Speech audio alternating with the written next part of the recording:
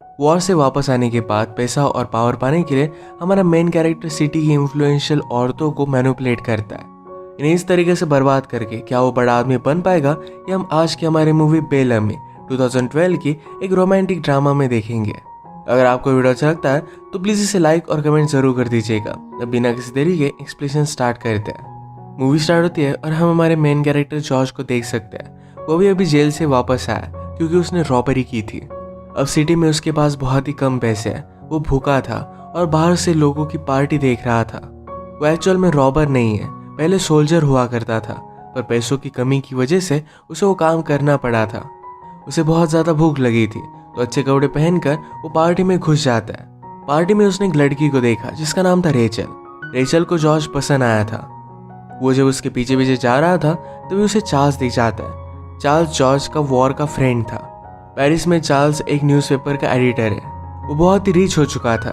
वो जॉर्ज को देखकर पहचान लेता है। जॉर्ज की हालत देखकर उसने कहा कि यहाँ पर कोई भी सक्सेसफुल हो सकता है। जॉर्ज कहता है कि मेरे पास अच्छा जॉब नहीं है, अच्छे पैसे नहीं मिल पाते। चार्ल्स ने कहा कि कल मेरे घर आना, मेरी वाइफ से मिलना, हम अच्छे से डिनर करेंगे। जॉर्ज के पास अच्छे कपड़ों के लिए भी पैसे नहीं थे तो चार्ल्स ने उसे पैसे दिए। इसके बाद वो फिर से रेचल से मिला और ये दोनों इंटीमेट हो जाते हैं। अगली शाम जॉर्ज डिनर के लिए आता है। वहाँ पर वो चार्ल्स की वाइफ मैडलिन से मिला। इनके यहाँ पर मैडलिन की और भी फ्रेंड्स आई थी, जिसमें एक का नाम था क्लोटिल्डा। क्लोटिल्डा का हस्बैंड हमेशा घर से दूर रहता है। और एक फ्रेंड थी जिसका नाम था वर्जिनी, न्यूज़पेपर की ओनर की वाइफ थी। डिनर के वक्त वर्जिनी ने कहा कि तुम डेजर्ट्स में थे, क्या वहाँ पर कुछ आवाज़ें आती है? मैंने सुना है कि वो बहुत ही रोमांटिक होती है। जॉर्ज ने कहा कि वो हवा की आवाज़ें होती है। मैं वहाँ पर अकेला था तो मुझे वो हॉरिफाइंग लगती थी। ये सुनकर क्लोटिल्डा कहती है कि वहाँ पर तो बहुत सारी ब्यूटीफुल सी लड़कियाँ होंगी। जॉर्ज ने कहा कि मुझे उनमें इंटरेस्ट नहीं था, मुझे हमेशा घर की याद आती रहती थी। इनमें वॉर की बातें स्टार्ट हो गई थी तो क्लोटिल्डा कहती कि सब्जेक्ट चेंज कर दो, उसे इसमें इंटरेस्ट नहीं है। जॉर्ज ने पूछा तुम्हें किस में इंटरेस्ट है? क्लोटिल्डा ने कहा कि मुझे बहुत सारी चीज़ों में इंटरेस्ट है, पर उसे मज़े करने अच्छे लगते हैं। यहाँ पर जॉर्ज के साथ फ्लर्ट कर रही थी। जॉर्ज के पास जॉब नहीं है, मैडलिन को पता था। उसे एक आइडिया आया कि अपने वॉर की स्टोरीज जॉर्ज लिख सकता है। ये अगर वो पेपर में दे तो उसे एक अच्छा जॉब मिल जाएगा। ये आइडिया पहले तो उसके हस्बैंड चार्ल्स को अच्छा नहीं लगता, पर मैडलिन जॉर्ज को अच्छा आर्टिकल लिखने में हेल्प करने वाली थी। अगले दिन जॉर्ज और मैडलिन ये दोनों मिलकर आर्टिकल लिख रहे थे। जॉर्ज को लगा कि शायद मैडलिन उसमें इंटरेस्टेड है, तो उसे देखकर वो हंसने लग गया। मैडलिन ने कहा कि हम दोनों के बीच में कभी भी कुछ भी नहीं होगा, क्या तुम ये बात समझ सकते हो? जॉर्ज ने कहा कि मैं समझ सकता हूँ। मैडलिन कहती है तो फिर हम दोनों अच्छे फ्रेंड बन सकते हैं। मैडलिन ने जॉर्ज को सजेस्ट किया कि अगर वो किसी टाइप की रिलेशनशिप चाहता है तो क्लोटिल्डा के पास जाए। वो अकेली है क्योंकि उसका हस्बैंड दूर रहता है। उसने उसे ये भी एडवाइस किया कि उसे पावरफुल लोगों का सर्कल बनाना चाहिए, इससे वो बहुत आगे जाएगा। जॉर्ज ने जाते वक्त मैडलिन को किसी और आदमी के साथ देखा जिसका नाम था वोट्रैक। वो फिर अपना आर्टिकल लेकर न्यूज़पेपर में जाता है। वर्जिनी का हस्बैंड जिसका नाम था मॉन्सियर न्यूज़पेपर का हेड था। इसने जॉर्ज का आर्टिकल पढ़ा और उसे हायर कर लेता है। अब जॉर्ज बहुत ही खुश था। वो फिर क्लोटिल्डा के पास आया। क्लोटिल्डा की एक छोटी सी बेटी थी जिससे वो बात करने लगता है। उसे भी जॉर्ज बहुत पसंद आया था। ये दोनों खेलने लग गए तो क्लोटिल्डा को बहुत अच्छा लगता है, वो भी इनके साथ खेलने लग गई थी। बाद में क्लोटिल्डा ने जॉर्ज से पूछा कि तुम चाहते क्या हो? जॉर्ज कहता है कि मैं तुम्हारे साथ अकेले में टाइम स्पेंड करना चाहता हूँ। क्लोटिल्डा कहती है कि हम कल मिलते हैं। जॉर्ज चाहता था कि वो आज ही उससे मिले। क्लोटिल्डा को ये बात अच्छी लगी, उसके पास आई। वो ज़रा नर्वस थी और ये दोनों इंटीमेट होने लग गए। तभी वो डर जाती है। क्लोटिल्डा ने कहा कि मेरा इस तरीके से तुम्हारे पास आना ये बहुत ही डेंजरस है। अगर मेरे हस्बैंड को पता चला तो मेरा मैरिज टूट जाएगा, मेरी बेटी मुझसे दूर चली जाएगी। ये वो नहीं चाहती थी। उसने कहा कि मैं एक घर रेंट करूंगी और वहां पर हम दोनों मिल सकते हैं, और इसके लिए वही पे करने वाली थी।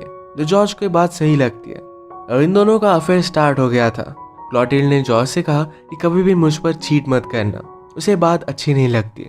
एक रात ये दोनों पार्टी करने के लिए आए। यहाँ पर रेचल ने जॉर्ज को फिर से देखा। जॉर्ज उसे कम्प्लीटली इग्नोर कर देता है। रेचल को इस बात पर गुस्सा आ गया। क्लोटिल्डा जॉर्ज के पास थे, उनके पास आकर वो सब कुछ बता देती है कि जॉर्ज और उसमें अफेयर था। इस बात से क्लोटिल्डा बहुत ज्यादा गुस्सा हो गए और वहां से जाने लग गए। जॉर्ज कहता है तुम्हारे आने से पहले मैं उसे मिला था, पर क्लोटिल्डा इस बात पर बिलीव नहीं करती। जॉर्ज ने उसे रोकने की बहुत कोशिश की थी, उसे बहुत बुरा लगा। वो रेचल से कहता है कि तुम्हारी औकात क्या है? रेचल ने कहा कि तुम्हें मुझे सिर्फ थोड़ी सी रिस्पेक्ट देनी थी और ऐसा कुछ भी नहीं होता। क्लोटिल्ड के साथ ब्रेकअप के बाद जॉर्ज ज़रा डिस्टर्ब हो गया था, तो इस वजह से आर्टिकल लिख नहीं पाता। वैसे भी अच्छे आर्टिकल लिखने में उसे मैडलिन ही हेल्प करती थी। उसके कोवर्कर से भी उसने पैसे लिए थे। उसकी हालत देखकर चार्ल्स कहता है, तुम्हें मैंने आर्टिकल लिखने के लिए हायर किया था, हर बार तुम्हें लड़कियां हेल्प नहीं करेंगी।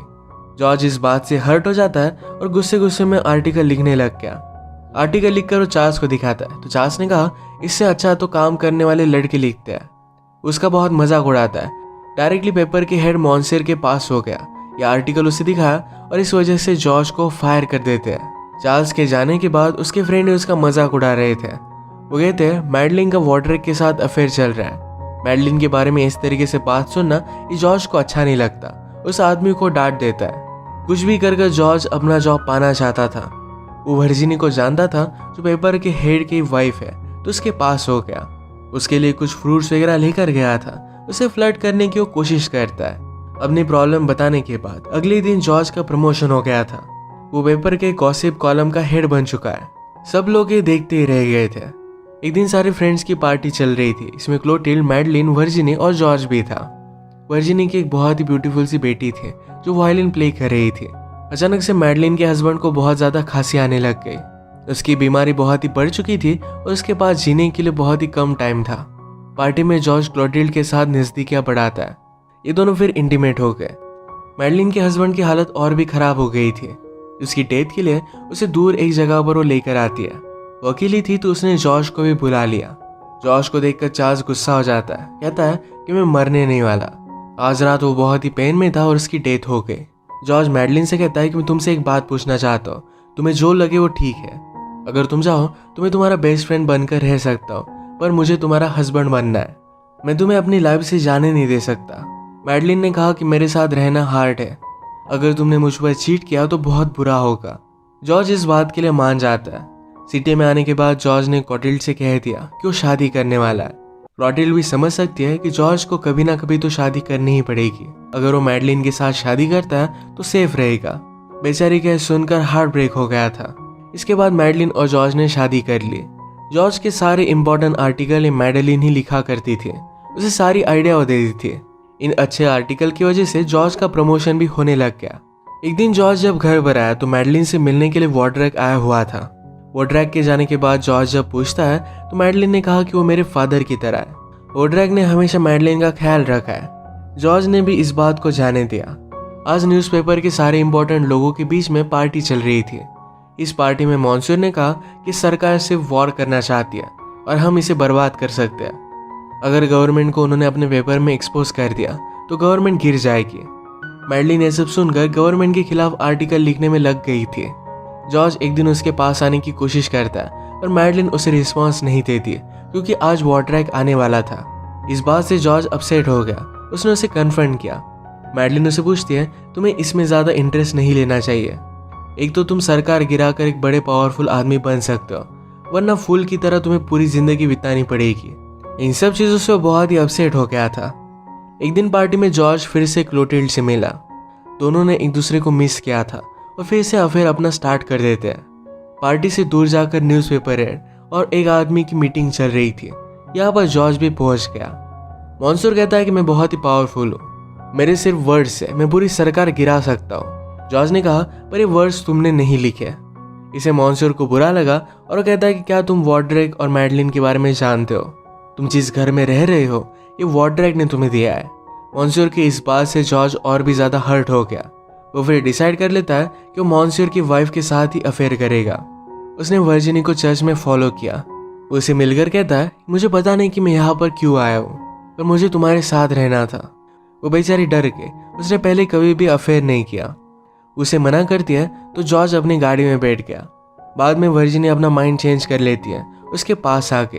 ये दोनों इंटीमेट हो गए और इनका अफेयर स्टार्ट हो गया था। एक दिन डिनर टेबल पर हम क्लोटिल्डा, मैडलिन और वर्जिनी को साथ में देख सकते हैं। जॉर्ज इन तीनों को देखकर स्माइल कर रहा था। स्लोली वर्जिनी पूरी तरीके से जॉर्ज के प्यार में पड़ गई थी। एक दिन अचानक से वॉड्रेक की डेथ हो जाती है। वॉड्रेक के लॉयर ने मैडलिन और जॉर्ज को बुला लिया। वो उनसे कहता है कि वॉड्रेक ने अपने 1.2 मिलियन ये मैडलिन के नाम पर कर दिया है। ये बात जरा अजीब है क्योंकि लोग मैडलिन और वॉड्रेक के बीच में क्या रिलेशनशिप थी इसके बारे में सवाल पूछ सकते हैं। जॉर्ज को भी इसका बुरा लगा था। वो कहता है कि मैं ये पैसे कैसे एक्सेप्ट कर सकता हूँ, और वो लालची है, तो कहता है कि हमें एक्सेप्ट कर लेने चाहिए। वो ऑड्रैक के बारे में बहुत ही गलत चीज़ें बोल रहा था, तो मैडलिन रोने लग गई। वो कहती कि प्लीज़ उसके बारे में कुछ बोलो मत। जॉर्ज ने कहा कि मुझे सच बताओ कि तुम्हारा था क्या। मैडलिन ने कहा कि मैं उससे प्यार करती थी, उसने हमेशा उसे सपोर्ट किया था। जॉर्ज आज ज़रा अपसेट था, तो वर्जिनी से नहीं मिलना चाहता था और उसे कहती है मेरे पास एक बात है जो तुम्हारे लिए बहुत ही इंपॉर्टेंट हो सकती है। उसने कहा कि हमारी न्यू गवर्नमेंट वॉर पर जाने वाली है। ये एक ही चीज़ थी जो लोग चाहते थे कि गवर्नमेंट ना करे। प्रीवियस गवर्नमेंट वॉर पर जाने वाली थी, उसी वजह से वो गिर गई थी। वर्जिनी ने कहा कि मेरे हस्बैंड और इस गवर्नमेंट ने मिलकर ये सब प्लान किया था, इससे मेरे हस्बैंड को $70 मिलियन का फायदा होगा। जॉर्ज इस बात से गुस्सा हो जाता है कि उसे फंसाया क्या है। वो गुस्से में वर्जिनी को घर से बाहर निकाल देता है, कहता है कि मुझे तुमसे घिन आती है। वो जब घर पर आया तो मैडलिन, मॉन्सियर और उनका एक फ्रेंड ये तीनों मिलकर सेलिब्रेट कर रहे थे। मैडलिन को भी इस सारे प्लान के बारे में पता था। जॉर्ज बहुत ज़्यादा गुस्सा था, उसे भी थोड़ी सी अपॉर्चुनिटी देने वाले थे पर उसे सारे पैसे चाहिए थे। वो गुस्से में एक गिलास मॉन्सियर को मार कर फेंकता है। मॉन्सियर वहाँ से चला गया। जॉर्ज ने मैडलिन से कहा कि तुम्हें सब कुछ पता था, तुमने ऐसा किया क्यों। मैडलिन कहती कि मुझे तुम्हारे अफेयर के बारे में पता है। क्लोटिल्ड और वर्जिनी दोनों के साथ तुम्हारा अफेयर चल रहा था। रात में सेलिब्रेशन के लिए पार्टी चल रही थी, यहाँ पर मैडलिन भी गए। जॉर्ज इनवाइटेड नहीं था, फिर भी वहाँ पर वो पहुंच जाता है। अब मैडलिन को हम मॉन्सियर के पार्टनर के साथ देख सकते हैं। पार्टी में क्लोटिल्ड ने जॉर्ज को संभाल लिया। जॉर्ज कहता है तुम्हें इतना हर्ट करता हूँ, फिर भी तुम मेरे पास क्यों आ जाती हो। क्लोटिल्ड ने कहा कि मैं हमेशा तुम्हारे पास ही रहूंगी। हमेशा अनएक्सपेक्टेड मोमेंट में उसके साथ ही रहती है। जॉर्ज ने अब रियलाइज किया था कि उसे क्लोटिल्ड के साथ ही रहना चाहिए। क्लोटिल्ड ने कहा कि जब तुम कुछ भी नहीं थे फिर भी मैं तुमसे प्यार करती थी और आज भी करती हूँ। ये दोनों फिर पार्टी में एक साथ वापस आए। मॉन्सियर अपनी बेटी सुजैन को नीचे लेकर आता है। हर कोई आदमी सुजैन के साथ टाइम स्पेंड करना चाहता था। मॉन्सियर के आधे पैसे तो सुजैन को ही मिलेंगे, तो उसका हस्बैंड बनना ये बहुत ही प्रॉफिटेबल होगा। इसके बारे में क्लोटिल्ड ने जॉर्ज को बताया। जॉर्ज ने डिसाइड कर लिया कि उसके साथ जो भी हुआ इस सब का बदला लेगा। एक दिन मैडलिन जब किसी और के साथ थी तो जॉर्ज पुलिस को लेकर आता है। मैडलिन के ऊपर एडल्टरी का चार्ज लगा। अब डिवोर्स में जॉर्ज को कोई भी प्रॉब्लम नहीं आएगा और मैडलिन के आधे पैसे भी उसके हो जाएंगे। अब बदला बाकी था तो मॉन्सियर से, तो उसके डॉटर से मिलता है। सुजैन को एक होटल में वो लेकर आया और सब लोगों ने उन्हें एक साथ देखा था। उसे हाथ भी नहीं लगाता और सो जाने के लिए कह देता है। अब सब लोगों को लगने लग गया था कि जॉर्ज और सुजैन के बीच में अफेयर है। मॉन्सियर ने डिसाइड किया कि सुजैन और जॉर्ज को शादी कर देगा। वैसे भी जॉर्ज अब पावरफुल बन ही चुका था, उसके डॉटर के लिए सही रहेगा।